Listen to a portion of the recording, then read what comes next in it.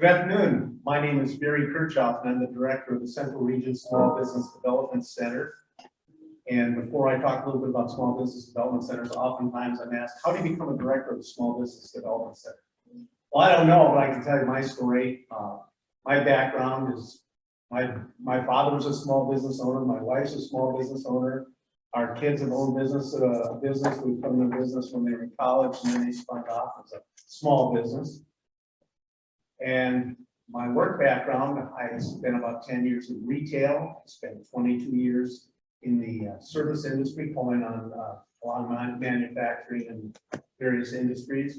Spent some time running and managing a warehouse and a staffing service. And then lo and behold, I ended up working at Forensic Community College, being a consultant and marketing customized and continuing education. And then when the directorship opened up at St. Cloud, and I'm from St. Cloud, I was fortunate enough to get selected for that position. And in addition to that, I got another career. I was a 35-year Army reservist. Had no intention of spending 35 years in the Army, joined during the Vietnam War. And I guess I just never went home. So they told me I had to go on 35 years. I had a good career there. Most of it was combat service and support. Had an opportunity to do teaching in the military. And also, I'm a Vietnam era person, so my first couple of attempts at college were kind of miserable, but I had a lot of fun. And then the Army would pay for education, some of my employers. So when I went back in my 30s, I went back for the right reasons. I found, oh, college isn't as hard as I thought it was. So I was a little bit more focused. That's kind of my jagged story. How I ended up being the director of the Small Business Development Center. And in today's presentation, I'm going to give you an overview of small business development centers and what we do. And the title of the topic is how to prepare for an SBA loan.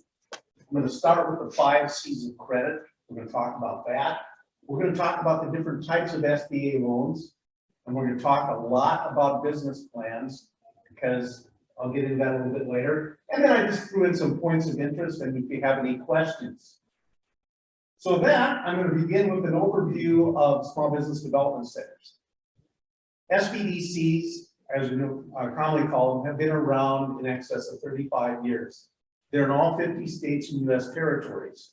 Minnesota was the 16th state to adopt the program, and St. Cloud State University played a key role in bringing the program to Minnesota.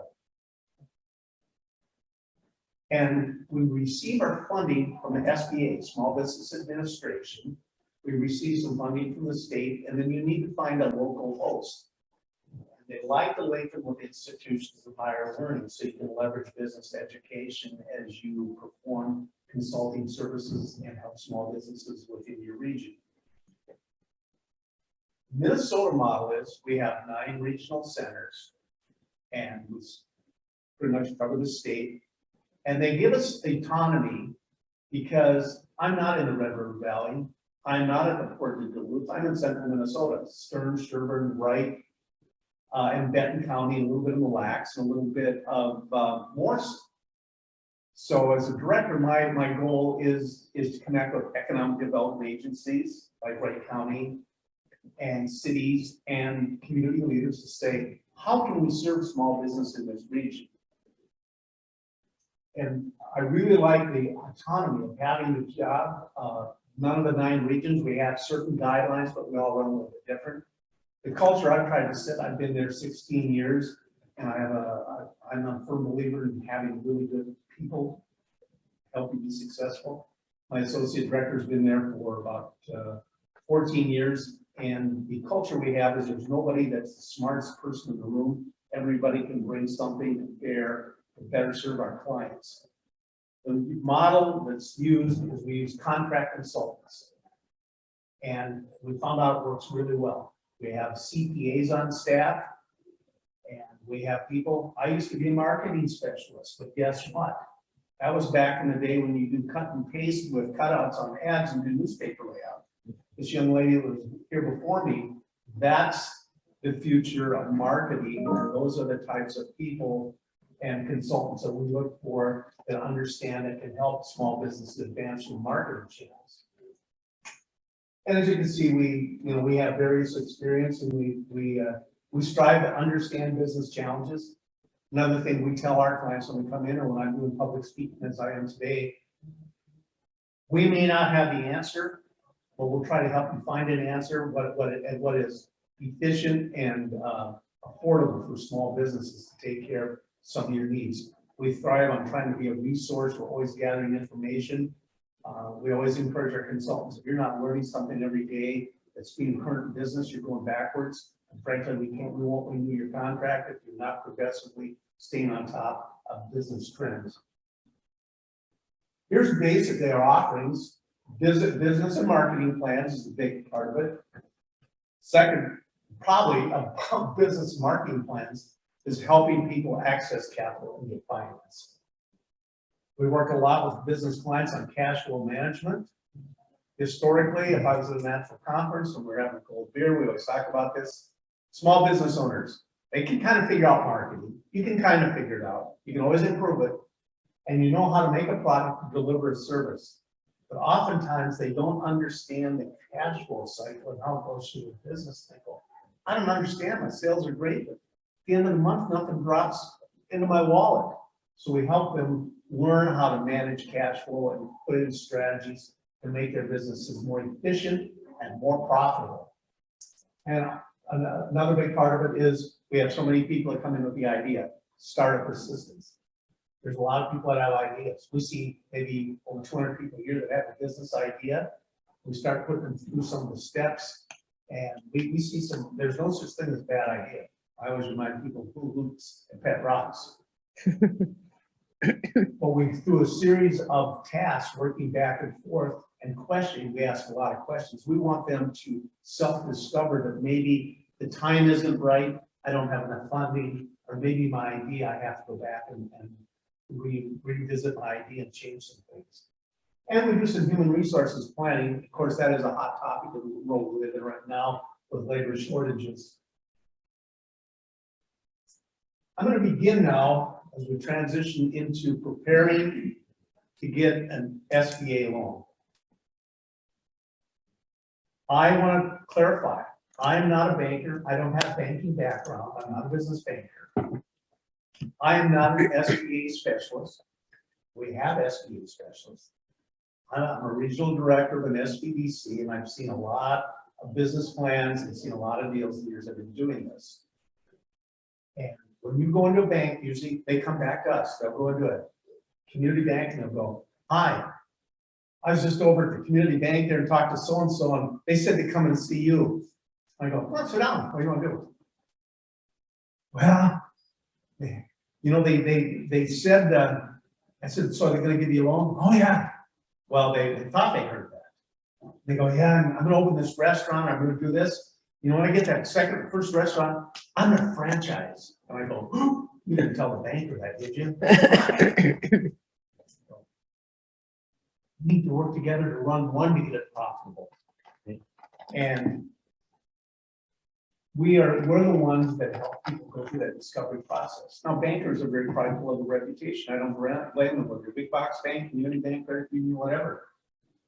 They don't want to say to the client, that's a dumb idea, it isn't going to work. They go, maybe you should go visit the Small Business Development Center. Got a couple of those popping right now, where we will take them through the process. But does that mean that they're doomed forever? No. Sometimes they just have to back up, slow up, refine a business plan, and think about it, and really know what they're getting into. We're not the cheerleading squad.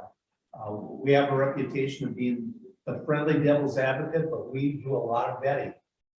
Out of those 200 people go, how many businesses you put in here? I'll ask that question. Well, you must put in like 101. I go, no. We put in about 25 a year, but people that know us and we watch these business communities, they tend to stick. And a little statistic that the SBA puts in front of us, of course, maybe some of you have seen this, between 60 to a high of 80% of businesses fail within the first 5 years. The SBA tells us of the ones that make it past the 5-year mark, 80% of those have worked with a Small Business Development Center or technical assistance providers such as SCORE and other organizations. So that's how we go into this framework. And when the banker is looking at the loan or wanting to work with a client, they're looking at the relationship. And they basically look at the 5 C's of credit. They don't tell the client, well, we're going to give you a test on the 5 C's of credit. They have the methodology, the way they do it. Number one, what's your character? You know, and small town banks used to make character loans. Hey, I knew your dad, I knew your uncle. I mean, my dad, when he started his first business, it was a character loan, a small town in Northwest Iowa. You know, a banker shook his hand, said, I know Charlie, I know you're good for it. My dad goes, But he made it, and he knew what he was doing, and the banker helped him a little bit along the way. Character, what's your character? If you have a felony on your record, you never want to say never, but that could be a showstopper. What are other characteristics? How you've been, what's your work history? You've been a job hopper, you've been historically back and forth. You have gaps in employment. How do we know you're really got the character to run a business? And another thing is capacity, collateral capital and conditions. And I'll go into these more now as we start talking about it. Character, I just touch on it a little bit. Most comprehensive aspect of evaluating your credit worthiness. Are you good for the money? I'll explain gaps in employment. I talked about that. Past criminal record, past credit history, loans, defaults, bankruptcies. And then bankers look a lot at your credit score, better known as a FICO score, which is a Fair Isaac Corporation. That's a methodology how they develop credit scoring. And of course, then they use companies that, maybe these sound familiar, Experian or Equifax use the FICO model. And right now, 680 is where you really need to be to get a banker to kind of perk up and go, yeah, let's talk about that. 700 is really a sweet spot. If you're going to have a personal goal on a credit score, say, I really want to do that. 700 is a very good number to have. Capacity. They look at the risk, what is your capacity to repay the loan?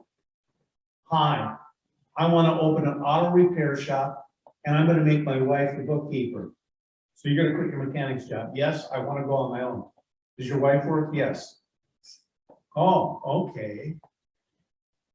How's that going to work? With 2 of you now depending on one business to repay the $250,000 loan that I'm going to give you to start this business. No, I want to do this, and my wife is an RN, works at the local hospital, has good benefits, so I don't take care of the benefits side of it. So you go in, you're giving the banker a glimmer of hope. Okay, they do have capacity. And then what is your debt to income ratio? What is that? That's your personal balance sheet. And I talked about this earlier, is the business the only source of income?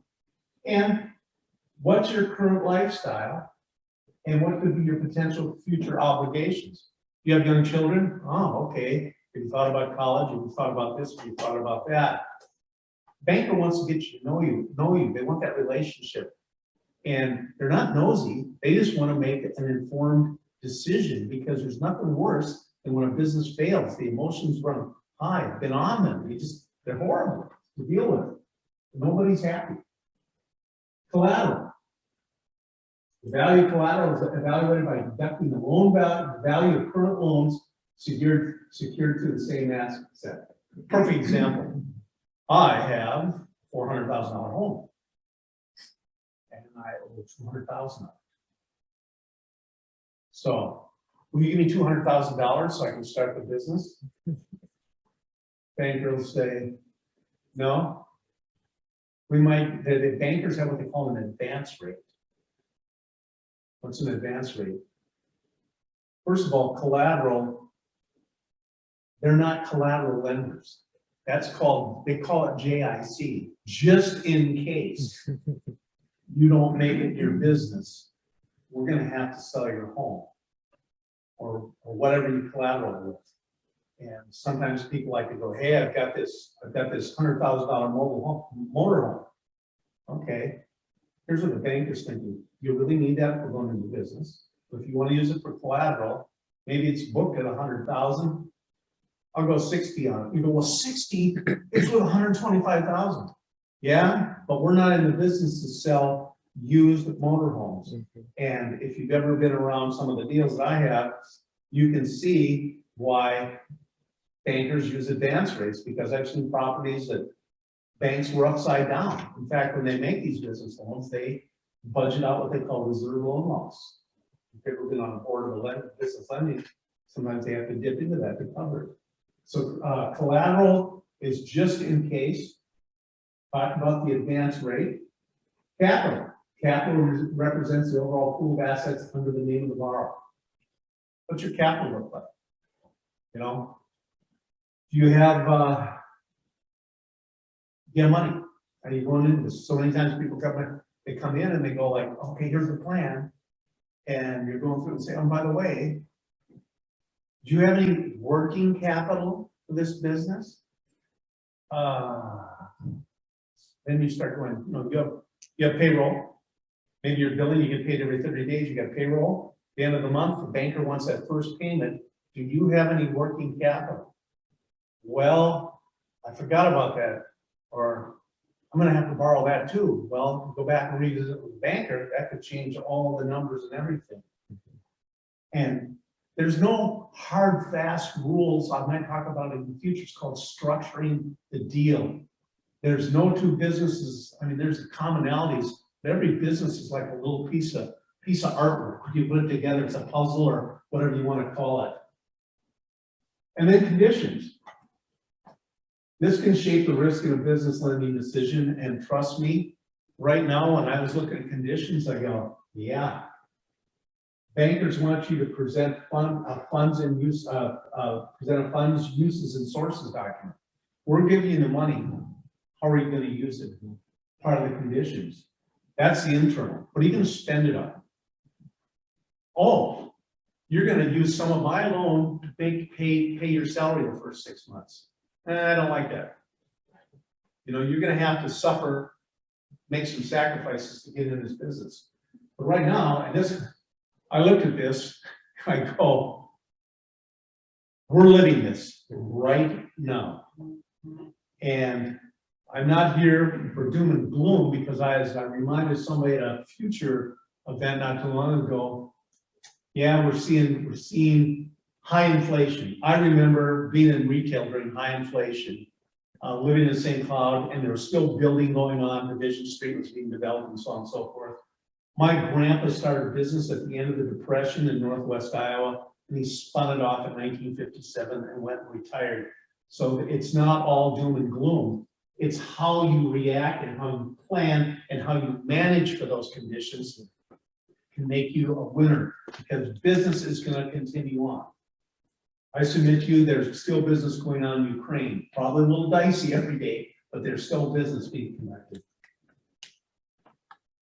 Now, I want to move into the Small Business Administration loan programs. What I've learned in the 18 years I've been doing this is I'm talking about 504 loans and 7A loans.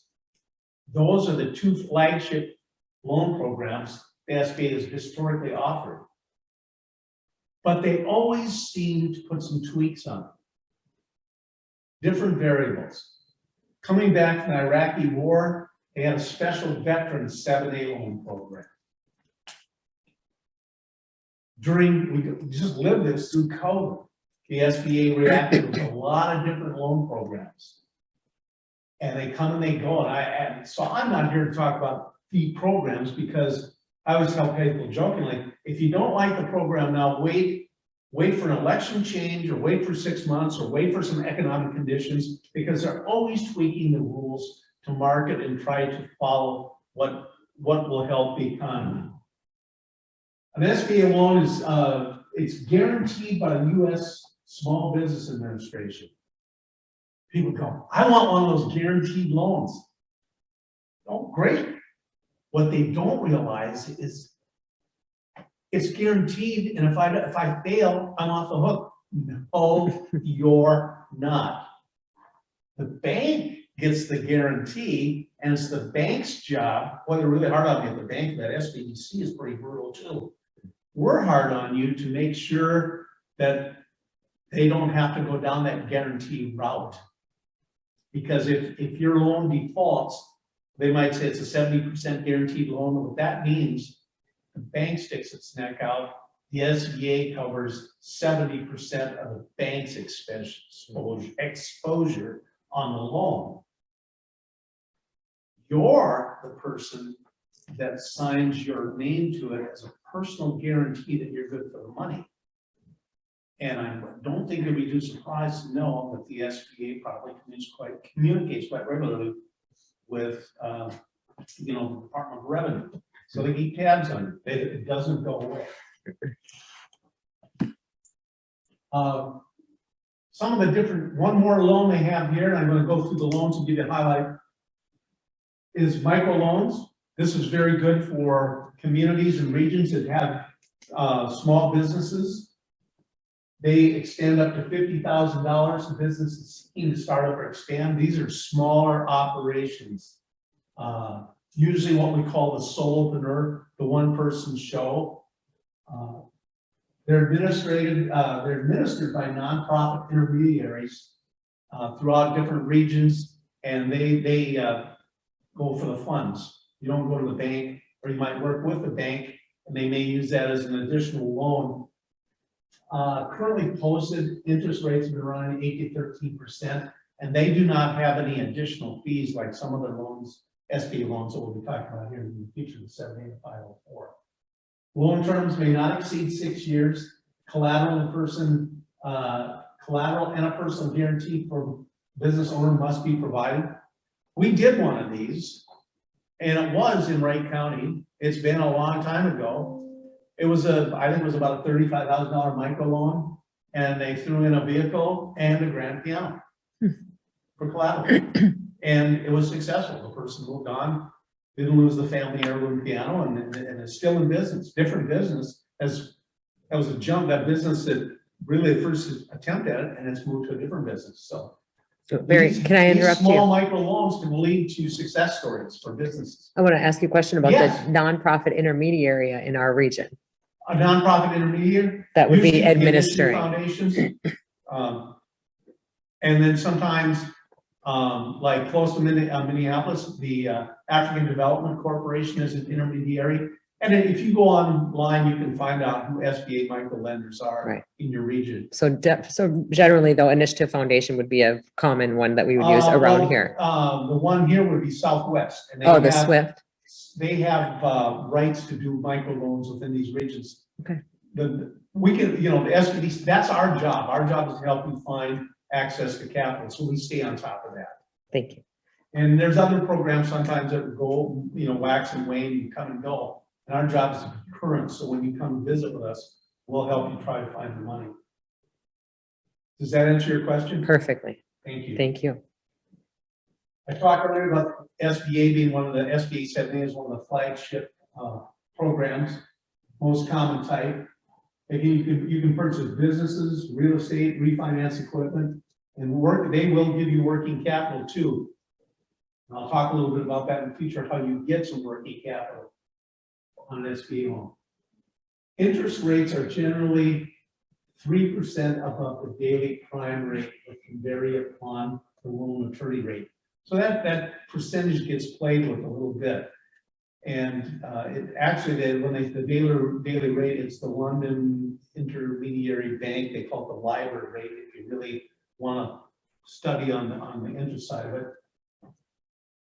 And they're capped at $5 million, and besides the interest rate, then when you close out the loan, the amount of your loan, you pay a guaranteed fee, 3.5 to 3.75%. You pay that fee that goes in the pool to keep the program relevant if the other one's a default, this is a default. I have seen for a short time period where they may go like, there's no guarantee, come and borrow from us, we're waiving the guarantee fees. That means maybe the government's having a good year. There could be some external forces in the economy. Does that mean it's a free-for-all? No, it just means that I didn't have to have a guaranteed fee. During the 08 to 10 or that recession of housing, banks shut down lending. And I've seen where there has been no guaranteed fees, but you really have to have a stellar plan. And that list I just talked about, the 5 C's, you need to go through there and be able to just check all of them. So everything is dependent on a lot of factors for you to take advantage of some of these programs. Here's some of the basic eligibility requirements. Business must operate at a profit. That's kind of a no-brainer, I would call it. Must meet criteria definition of a small business set by the SBA. Federal government has some guidelines what constitutes a small business, and it can vary by different codes, different business sectors. But typically, it's 200 or fewer employees. It can go up, it can go down a little bit, but 200 is a good baseline to think about in your head. You have to do business in the United States, and of course, you have to have some equity. When you go in the game, you have to put some cash into it. You've tried other resources prior to seeking a loan. That means is sometimes banks don't want to use the SBA. You're such a good client, we don't need the SBA program. We'll just lend to you direct from the bank.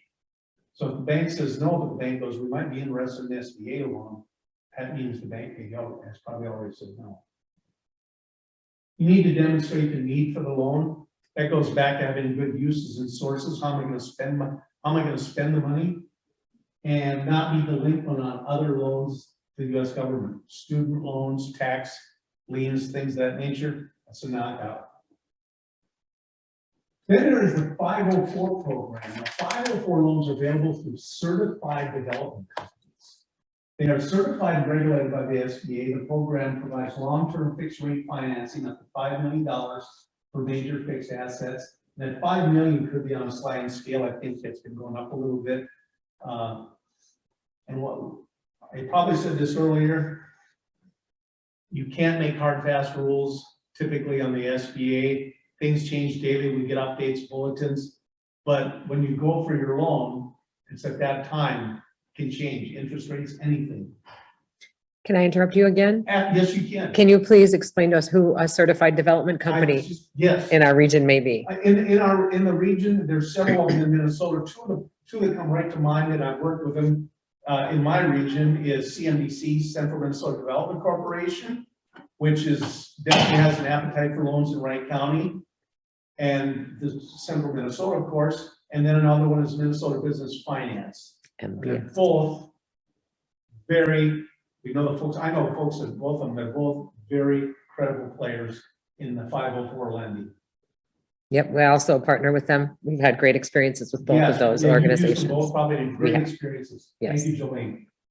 Am I eligible? Some of the same things do I offer a for-profit company in the United States. You have to have a net worth less than 15 million. Yeah, I guess that kind of money, they go, nah, you probably don't need a 504. You have to have qualified management experience and demonstrate the ability to repay the loans, just like a 7A, and provide a formal business plan. You have to do that with a 7A as well. But they maybe take a little bit deeper dive on your management experience. Show us your resume.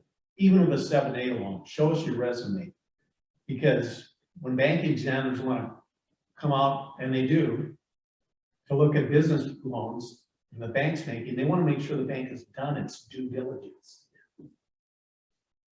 So that's an overview of the programs that they offer that you would be seeking to get.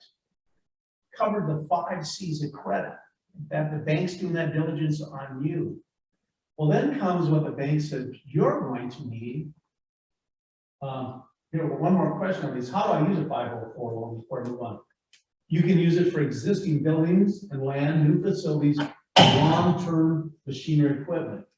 You can't use it for working capital or inventory, debt consolidation, or investment in real estate.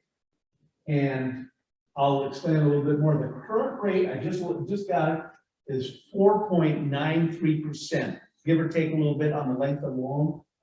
In 2020, because I knew it was down, I went back and I went, during COVID, when was the lowest 504? Mhm. What does that tell you about the rates? Mhm. We're talking, you start talking about a $3 or $4 million loan, a couple of points a year over years. We are definitely moving back to everything we read about in the newspapers. When they talk long-term machinery and equipment, it does not mean trucks, no rolling stock. What does it mean? I have a printing press, I'm a printing firm, and I want to go and buy a new press. Have it installed. It's a $5 million press.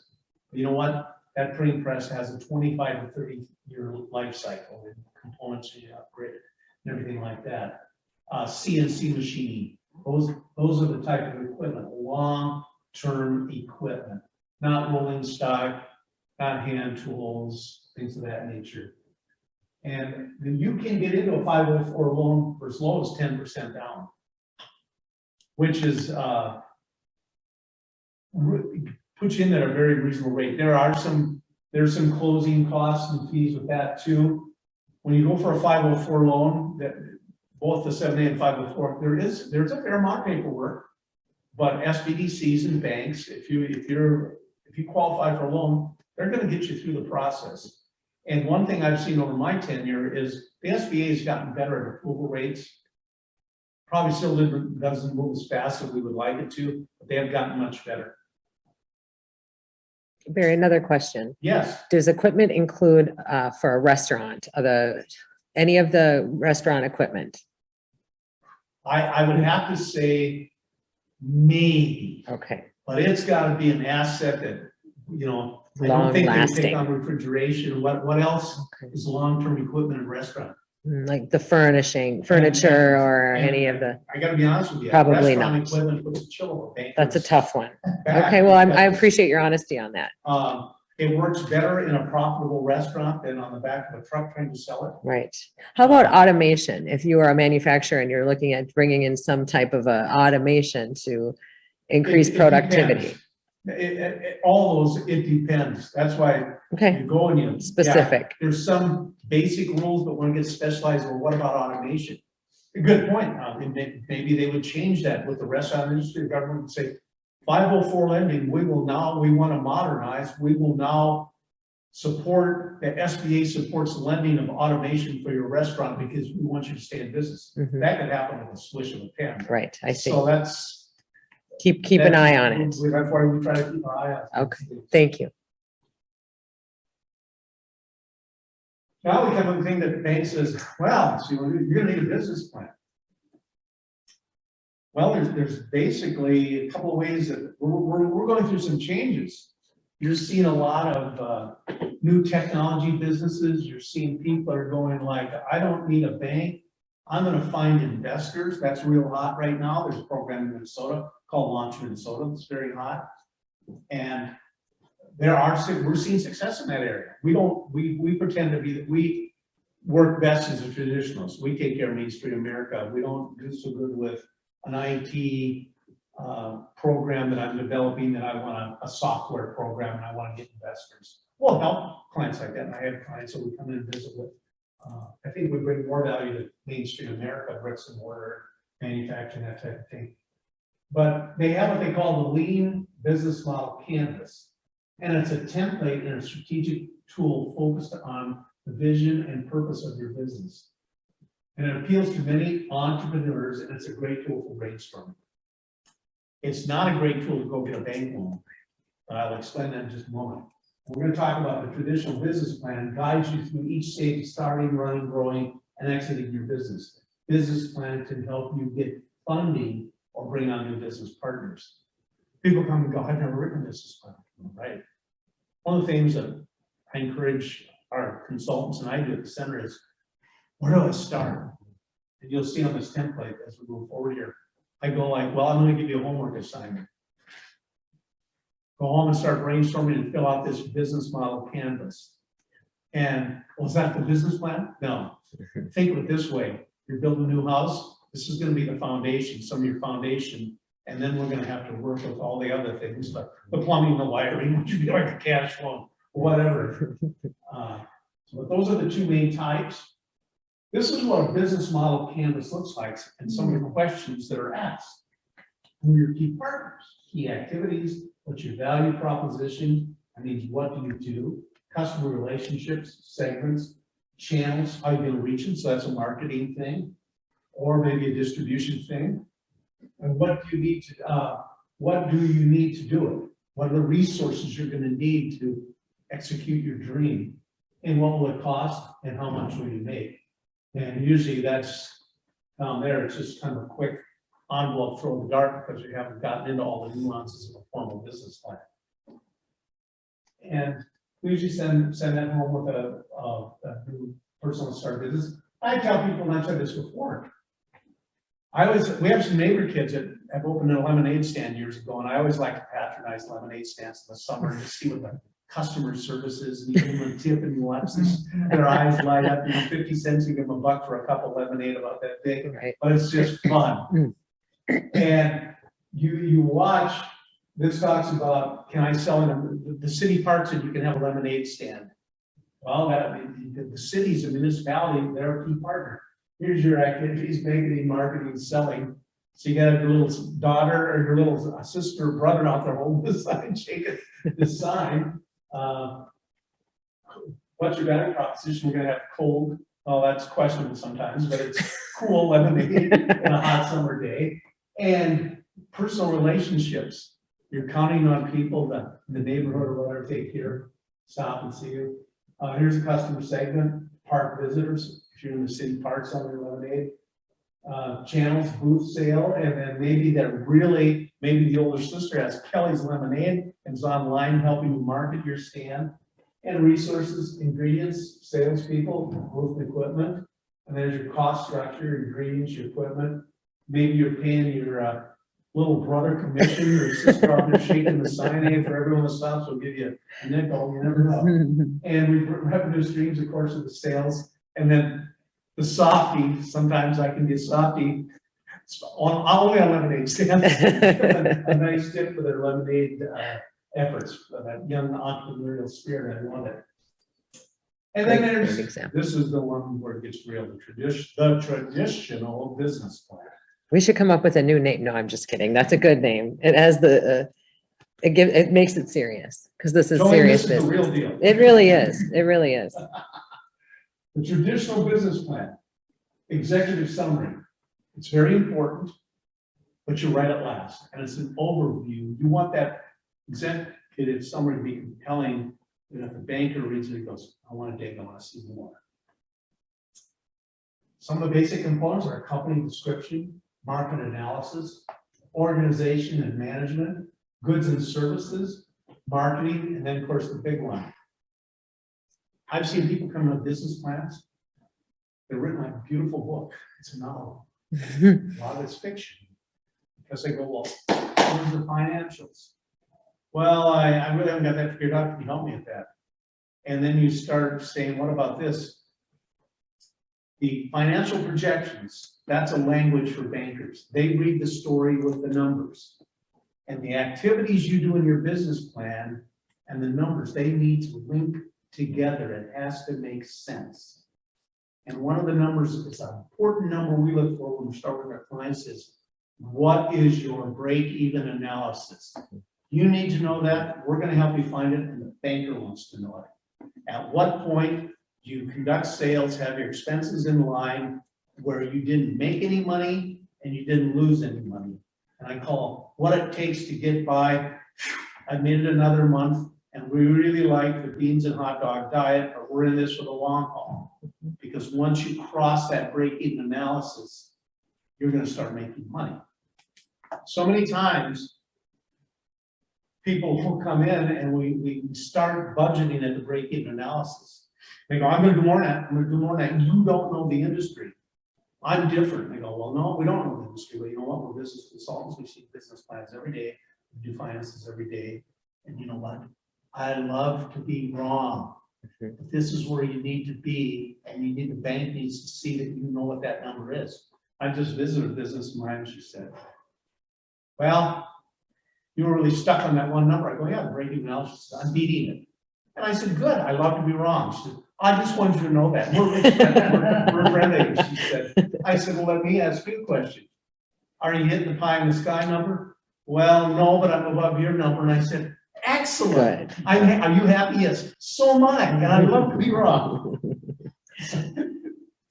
We're in it together.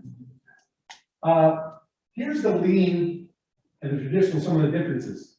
Lean is a lot of visual component, helps make a pitch, describes your business, looks at customer value, not a strong emphasis on finance. It's excellent for brainstorming and helps you get started. With the traditional, relies on words and numbers, like I previously said. It's necessary to get funding, guides how to build your business, views the business from your perspective as well as the customer's perspective, has a strong emphasis on finance. It's not set up for brainstorming. It helps you be successful. Now that's the basics of a business plan. And then there's other things you can put in, such as, I'm starting a service industry. I'm starting a trucking company. That can be a little edgy too, just like a restaurant. But guess what? I have letters of intent from 3 people that said, if I start this trucking company, they will use me because they like the convenience where it's located, and I can make some accommodations that maybe their current carriers can't make that. Oh, bankers already have that. Or my resume. I've been a trucker for 20 years. I've done LTL, I've done cross country. I started out driving a gravel truck. I worked for the big companies. I even worked in a shop on trucks. Oh, you want to start a small trucking company? Well, that kind of clears up this maintenance question, because yeah, you seem a little bit under the national percentage. Well, because I can do the maintenance on some of the maintenance myself, and that's how I plan to save money, and that's how I'm going to make money. So you run through all this with the clients, and we're going to talk a little bit about lending, because the lending is what's called, every time you put a business together, structuring the deal. No two deals are alike. How much money do you have? Where can you get other money? Is there a gap lender? There are gap lenders in these regions that might take a second or third position. And by position, I mean the bank always wants first position. You go under, we sell everything off, and then what's left, you get what's left goes to the next lender down. And usually if you're in third position, you don't get anything. And sometimes you don't get anything in second position. But the bank wants that what they call the senior position on a loan, so they can cover their assets, is what they call it. CYA. Yes. But non-bank lending is growing. There's a lot of alternate lenders out there. If you go out online, you'll see SBA. Make sure you hit, and I have it on another slide, the actual SBA website. There are people out there posing to be SBA, and there's a lot of trickery going on. And then look at this, small business loan approval, 58% by bank, 71% by alternative lenders. Now, I know I have to talk nice, but look at this one. This one lends an average of $10 million daily. I have seen lenders like this and others in that 35% interest rate, and they get you in a trap, and you can't work your way out at 35%. And they go, it was so easy. The bank was so skeptical. They were just, I got it like that quick. You're paying for that because that interest rate needs to cover all the people that can't make their payments. Mm-hmm. They're not doing this they don't do it as a hobby. Mm-hmm. So we get very leery of that for lending. Here's another thing that if you have an existing business, you write a plan. These are some basic value drivers. This is important for a couple of things. I'm growing my business, and a banker would like to hear about, here's some of the things I'm looking at in my business, how I can grow it and how I can get better at it. So you talk about, I've got a good financial history. I've worked hard on that. I know I got a pulse on my competition, and I continue to have a niche in that market. Owner involvement. That's almost counterintuitive. It's all up here. I run this place. It's mine. Really?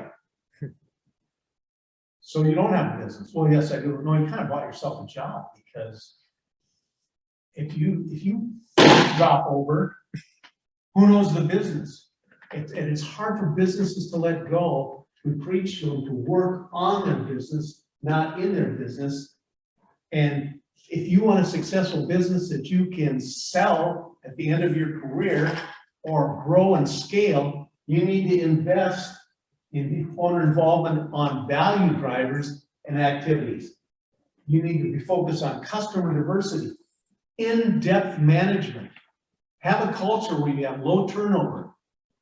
You know, people, I think they're starting to wake up. There's never been a cost on a profit and loss statement that says the cost of turnover this month. I bet smart people are kind of tracking that. It's a hidden, but it costs money turnover. Take care of employees, groom your employees, focus on customer satisfaction and some customer diversity and operating efficiencies. And that's how you're going to grow your business. And if you can talk and tell bankers what you're doing in these arenas, they're going to go, you know what you're doing. And then you start talking about, you know, I want to step away in 10 years. And I want to have an asset, my business that I can sell and it's ready, because if I'm buying a business, I don't want you to come with it. I maybe want you to stay on for 6 months as an unpaid or a compensated consultant, but it's mine. Mhm. And if you follow that model, we just did one. And it was a business, a person in our region bought it in a different region, but we worked with it because in my region. And we, and my CPA, we really picked it apart. And do you know what we found? That business sold, he had done everything just like this presentation. He had a good commercial realtor, because we put them on the ropes and asked the hard questions. The commercial realtor knew what he was doing. He just didn't have a shingle out. He talked through this. And we came to the buyer and said, we came to the conclusion, there's not much negotiation. Here's it's for sale, here's the price, he's working in good faith, and there's no stealing this business or no chiseling, because he'll just walk away. He'll find somebody that's not doing that. And it's had a happy ending. That happened about 1.5 years ago. But I've never seen one this well. Nice. So that's an important aspect of getting ready for an SBA loan once you're up and going as well. I want to talk a little bit about, I talked about SBDCs. Our power, just like any business, is the people who work for you. And I have great people that work at the SBDC. I just want to brag a little bit about where we've been the last 5 years, since 2018. It's been a little sketchy. There was a year there, all we did was answer PPP loan questions for about a year. Sometimes 12 hours a day. We talk to a lot of people, they're crying, they're swearing, there's a lot of emotion on the phone. That can be a little draining. It's good to kind of be back. But during that 5-year time snapshot, our center was named the Center of Innovation and Excellence by the Small Business Administration. We have a nice piece of glass that we brag up, or sits prominently in our center. We had a 2019 SBDC client that was featured in the New York Times with their business.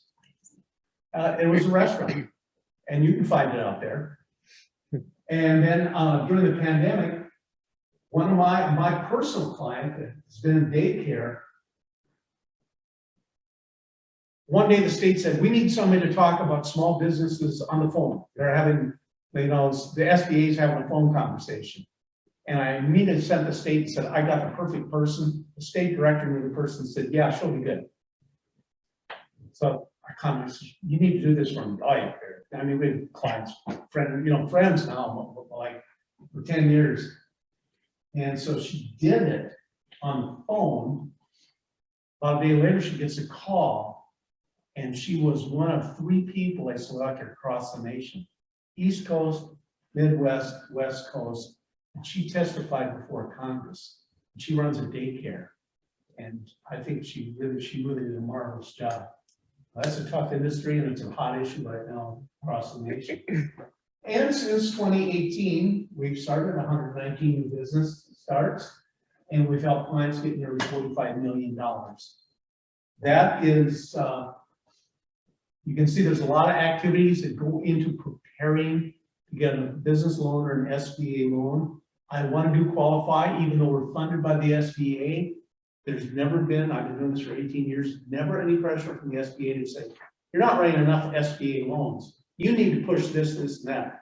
They stand in the shadows and they just say, keep helping businesses, you know, and we're going to get our fair share of SBA loans. So they've been a wonderful partner as far as not putting any behind the scenes undue pressure to push their products. That's a website, that's a true website for the SBA.